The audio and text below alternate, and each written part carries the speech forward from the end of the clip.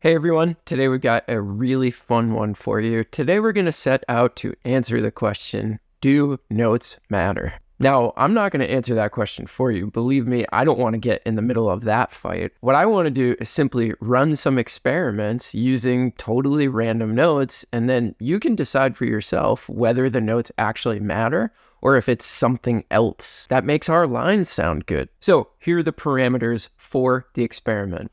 What we're going to do is we're going to take a simple long 2-5-1 progression in 4/4 in the key of F concert, and we're going to come up with some cool ways to just create totally random notes. Now, we're going to have some limits on this because if we didn't, then things would just get a little bit crazy.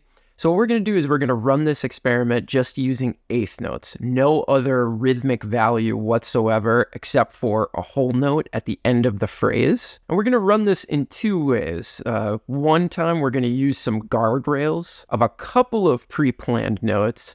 And then at the end, we're going to go just totally wild with it. No guardrails whatsoever. Okay, so let's run the first experiment. So in the first experiment, what we're going to do is we're going to plan the first note in each measure. So we're starting with this. In measure 1, we're going to play the third of the 2 chord, B flat, for the first note. In measure 2, we're going to play the third for the 5 chord, which is a concert E. In the fourth measure, we're going to play the third for the 1 chord, which is a concert A. And then for our final note, we are going to end on the fifth of that 1 chord, which is a C. So you can see right off the bat that the notes do kind of matter in this particular experiment because we're planning some of them. But what we're really trying to do is not go totally wild right from the start. We're trying to give ourselves just a little bit of a frame of reference by planning what that first note that you're going to hear over each chord is. All right, so how did I come up with the random notes? Well, the first thing I did was I assigned each note of the chromatic scale to a number. The second thing I did was I went online and I found a random number generator. I set the parameters to give me numbers between 1 and 12. And for this first experiment, I asked it to give me 7 random numbers at a time to account for those 7 eighth notes that I wanted to come up with over each measure. And then I just simply put it together by the number that it gave me,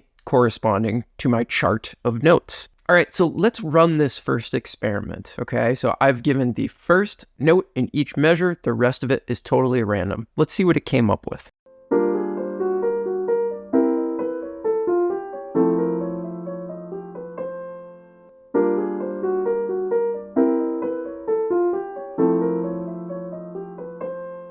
That sounds pretty good. It's got to be random chance, right? That can't happen again. Let's check out another one.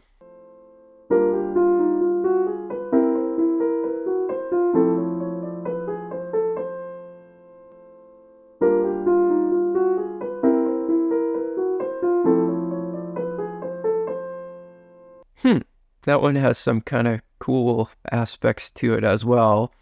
We've got to get a clunker here. Let's try another one.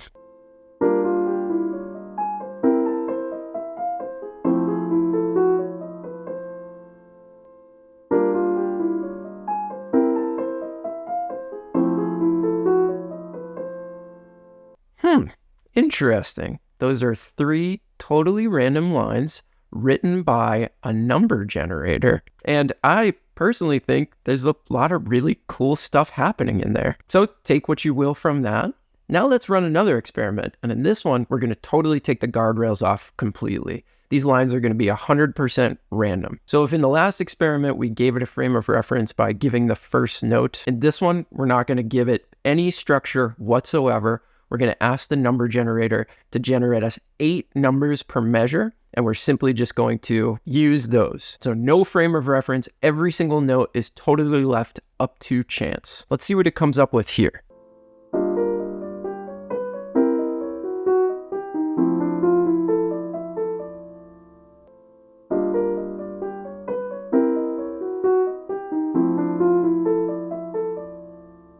Very interesting, isn't it? I'll let you decide whether you think that sounds great or not. Let's do one more.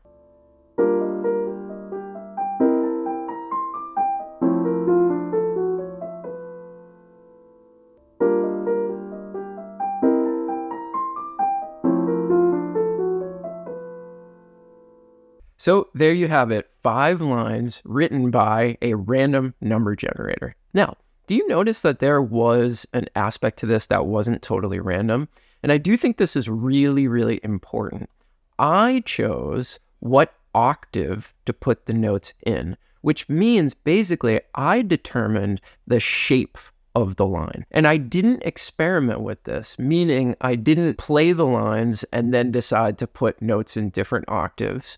While I was creating the lines, I just put them in the octave that I thought would sound the most interesting. So really, this experiment is not totally random. If I wanted it to be totally random, I would have inputted an octave into that random number generator as well. So there is that caveat to the experiment, and you can decide how much my decision of what octave to put it in influenced the sound of the line at the end of the day. You know, we've talked about how strong shapes are, and I had a major effect on the shape of the line. But as far as the notes go, they were truly random. So I am very, very curious to hear what you think about this experiment, what you think about how much notes matter, what you think about frame of reference versus no frame of reference. And I'm really excited to see your comments and thoughts about this whole thing. But that's going to do it for today. If you enjoyed this video and you want to see more like it, consider liking the video, subscribing to the channel, turning on notifications, all that good stuff. Looking forward to talking to you in the comments, and we'll see you on another video soon.